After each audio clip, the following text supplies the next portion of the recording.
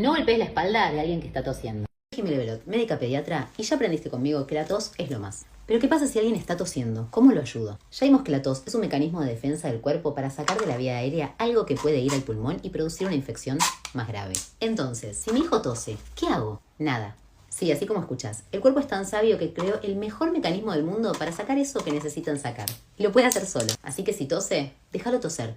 Dale la manito, quédate cerca, pero déjalo toser, sin tirarle agua, sin soplarle y sobre todo sin pegarle en la espalda. Porque lo único que vamos a conseguir pegándole en la espalda es molestar a la tos y hacer que no consiga sacar eso que le está molestando. Seguime para tener más información de todo tipo y así vivir más relajada.